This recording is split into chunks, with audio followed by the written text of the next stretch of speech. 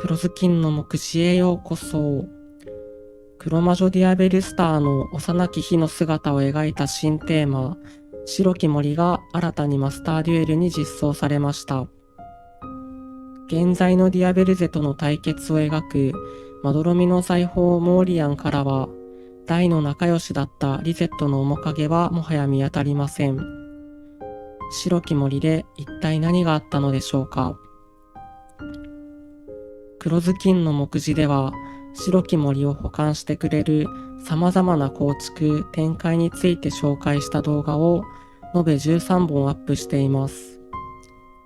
おそらく YouTube 一白き森について取り扱っているチャンネルだと思いますので、動画説明欄の再生リストからぜひ他の動画もチェックしてみてください。目次です。まずは白き森に関する基本的なおさらいからということで、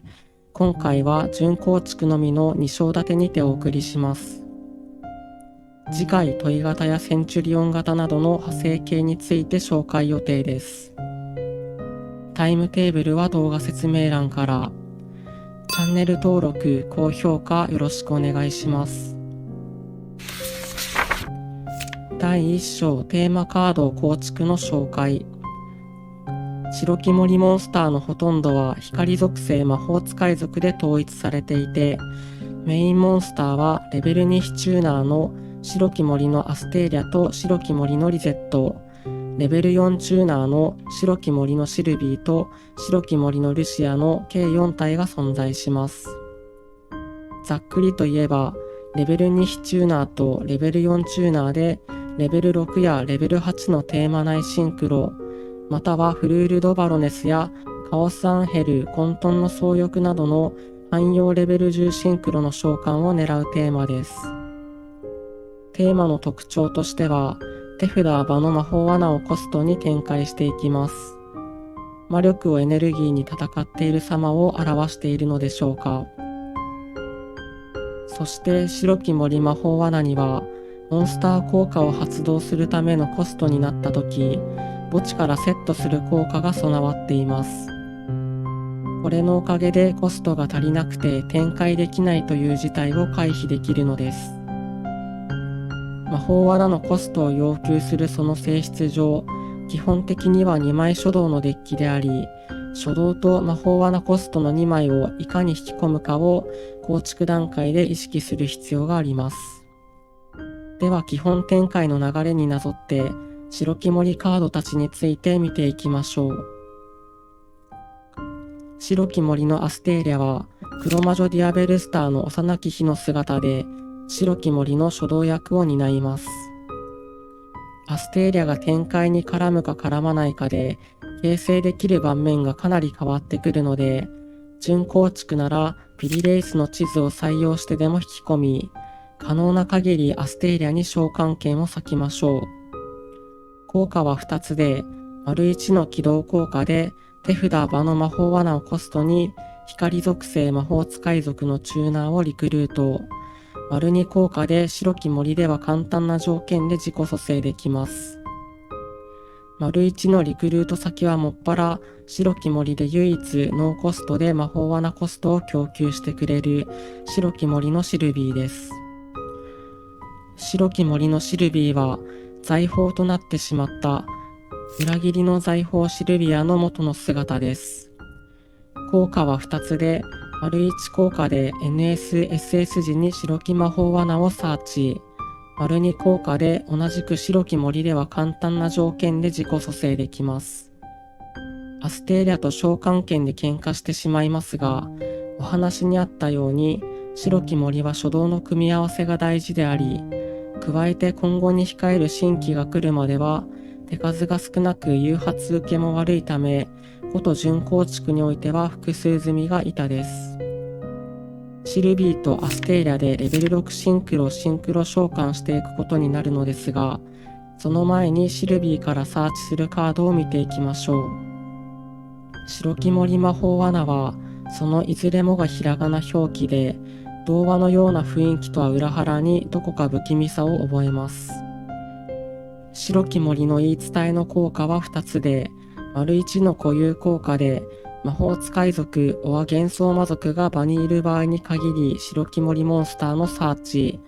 2の白木森魔法罠の共通効果で、モンスター効果のコストになった場合に墓地からセットできます。初動となり得る効果にもかかわらず、白木森モンスターを引けていないと腐るため、初めて白木森を回す方は、見た目以上に使いづらいと感じることでしょう。なんちゃって書道と言われてしまうゆえんです。それゆえ構築によってはピンだったり、逆に召喚剣を使わずに魔法使い族や幻想魔族を供給できる構築であれば、アステーリャをサーチして召喚剣を割くことができたり、準構築においては冒頭でもお話しした通り、初動とコストの組み合わせが大事なので3積みです。白木森の魔性ルシエラは、白木森のルシアのもう一つの姿です。アステーリャとシルビーでシンクロ召喚した後、1の SSG 効果で魔法罠をコストに白木森カードは光属性魔法使い族をサーチできます。コストには先ほど用意した言い伝えを使い、その主なサーチ先は後ほど紹介する白木森の災いなりや余裕があればエフェクトベーラーです。魔性ルシエラの効果発動後、墓地のアステーリャの蘇生条件を満たすので、2体でレベル8の白木森のヨーマディアベルをシンクロ召喚しましょう。白木森に入るべからず、白木森の災いなり、白木森の悪魔に描かれた白木森での異変の変遷を見るに、白木森のヨーマディアベルが白木森に災いをもたらした元凶なのでしょうか。白木森唯一の幻想魔族であり、白木森展開の一つ目の着地点です。効果は2つで、1のシンクロチューナーを素材にして出した際のシンクロ召喚時効果で、墓地の魔法罠を回収。2効果で、相手が何かしらの効果を発動した時に直接チェーンを組む形で、魔法罠をコストにエクストラ墓地除外からレベル7以下のシンクロチューナーを SS できます。2効果で出す先の大体が、この後説明する白木森のマローシルビアやオーミュラシンクロンです。シンクロ召喚扱いではないため、オーミュラのワンドローはできないですが、バロネスやアンヘルにつなげることで、このカードから一妨害作ることができます。白木森のマローシルビアは、白木森のシルビーのもう一つの姿です。魔性ルシエラの対となる白木森レベル6シンクロで、こちらは SS 時に相手モンスターをすべて裏にする効果があり、これが非常に強力。ヨーマディアベルや先ほど魔性ルシエラからアクセスした白木森の災いなりを使って SS することで、相手ターンの妨害を狙います。白木森の災いなりの効果は2つで、2の白木森魔法罠共通のセット効果に加え、1効果でデッキから白木森をリクルートしつつ、白木森シンクロのシンクロ召喚ができます。コストになれることはもちろん、誘発貫通力のない白木森にとっては貴重な妥協札になりますし、リクルートしたシルビーを素材にしなければ、その着地時効果で言い伝えをサーチできるため、次ターンの初動を確保できたりもします。単体でも仕事する分、今後に控える新規が実装されるまでの準白木森においては、言い伝えよりも優先度が高いです。白木森のリゼットは、現在のディアベルゼの幼き日の姿で、アステーリャとは喧嘩もするけど大の仲良し。ヨーマディアベルが白木森展開の一つ目の着地点だとしたら、ここからは二つ目の着地点であるバロネスや同タイミングで釈放された超魔導竜騎士ドラグーン・オブ・レッド・アイズを目指します。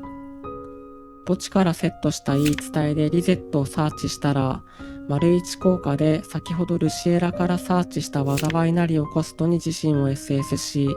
白木森のルシアをサーチしましょう。白木森モンスターをサーチできるため、一見初動のような面をしていますが、こちらも言い伝えに次ぐなんちゃって初動第2弾です。リゼットには白木森モンスターの中では唯一自己蘇生効果が内蔵されていないため、レベル2モンスターが1体不足する分、展開を伸ばすためにはアステーリャの経由が必須になるのですが、リゼットのサーチ効果で魔法罠コスト1枚、アステーリャのリクルート効果で魔法罠コストをさらにもう1枚と、リゼット初動の場合、とにかくコストが重いのがネックです。とはいえ、展開は伸びなくなりますが、アステーリャを諦めてシルビーをサーチすることでコストは1枚で済みますし、口述の白き森のルシアと合わせれば、召喚剣を使うことなくレベル6シンクロを作れる展開札にもなるため、純白き森ではやはり3枚欲しいところ。白き森のルシアは財宝となってしまった死の財宝ルシエラの元の姿です。効果は3つで、丸1効果で場に白き森がいれば自身を SS、丸3効果でシルビー同様の条件で自己蘇生できます。丸2の魔法罠をコストにバンドルをする効果は、アステーリャ、リゼット、魔性ルシエラ、ヨーマディアベルらの効果の発動に魔法罠コストが必要なことを考えると、発動する余裕はないです。後続につながる効果はないので、基本はピンです。以上が白き森カードたちの紹介です。ヨーマディアベルの隣にリゼット、ルシアが並び、ここからバロネスを目指していくことになりますが、以降は実際の展開を通じて見ていきましょう。構築で他に特筆すべき点として、アステーリャをサーチできるピリレイスの地図、そしてチキンレースでしょうか。特に白き森におけるチキンレースは、バンドルをしつつ魔法罠コストにできることはもちろん、ヨーマディアベルで回収してもう一度使えるので相性抜群です。第2章展開の紹介。まずは最も強力なアステーリャプラス魔法罠コストの展開。アステーリャを NS し、魔法罠をコストにシルビーをリクルート。シルビーの着地時効果で言い伝えをサーチ。アステーリャとシルビーで魔性ルシエラをシンクロ召喚し、サーチした言い伝えをコストに災いなりをサーチ。魔法罠がコストになったことで、墓地のアステーリャの効果が起動し、そこに墓地の言い伝えをチェーン。言い伝えを墓地からセットし、アステーリャを蘇生。申し訳程度のニビルケアのため、言い伝えであらかじめリゼットをサーチしておきましょう。魔性ルシエラとアステーリャでヨーマディアベルをシンクロ召喚し、墓地の魔法罠を回収。ここから白き森展開の後半です。災いなりをコストにリゼットの効果を発動し、自身を SS しつつルシアをサーチ。白き森魔法罠の共通効果で災いなりを墓地からセット。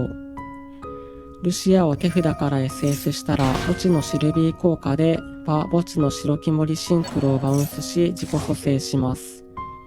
これでバロネス召喚のための素材が揃いました。ルシアとシルビーでチューナー2体でもシンクロ召喚できるリサス・アムリターラをシンクロ召喚し、万能無効効果を持つマナドゥム・リフレーミングをサーチ。リゼットとアムリターラでバロネスをシンクロ召喚したらターンエンドです。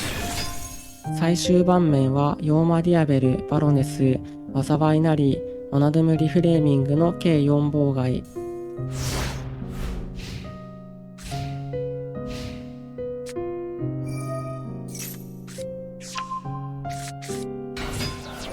相手が効果を発動してきたら魔法罠をコストにヨーマディアベルの効果を発動し、マローシルイアもしくはフォーミュラを SS すると墓地リソースがなんか色々返ってきます。その墓地リソースの多さも白き森の強みと言えるでしょう。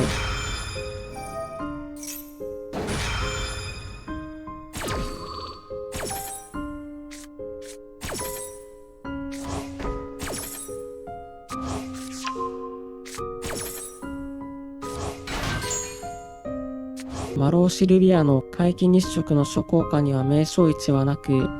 墓地のシルビーやルシアでバウンスすれば、災いなりを使って2回目のマローシルビアの効果発動を狙えます。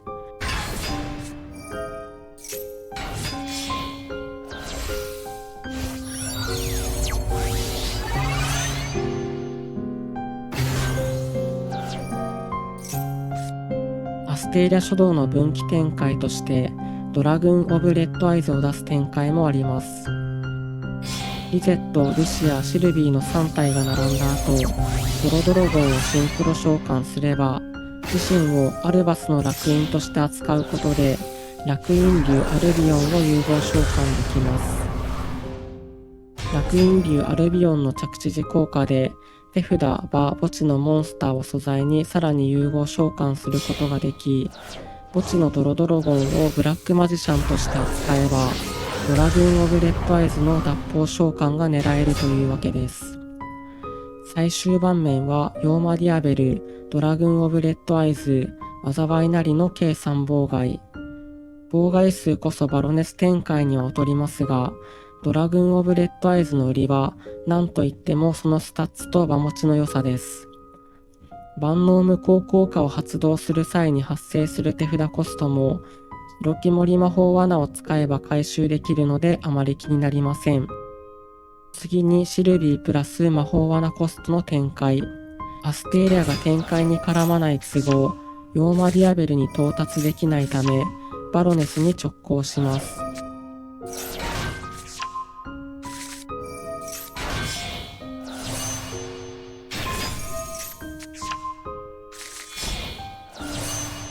最終盤面はバロネスプラスマナデムリフレーミングの計2妨害。ちなみにリゼット書道についても、魔法罠コスト2枚分を確保できない場合は、アステーリャを絡めることができないため同じ盤面になります。ただこれだと2巡目の手数がない状態なので、こちらはリゼット書道限定ですが、もう1パターンの展開を紹介します。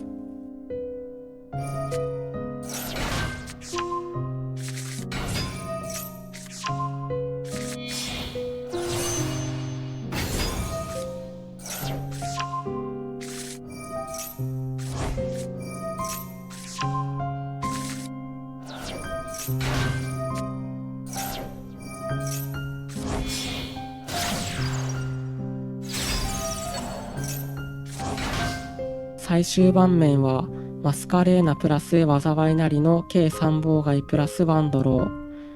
無効系妨害こそ構えられないですが、こちらの展開であればリゼットをサルベージしつつアステーリャやマローシルリアを墓地に増やせるので、開始のターンの展開にも困りません。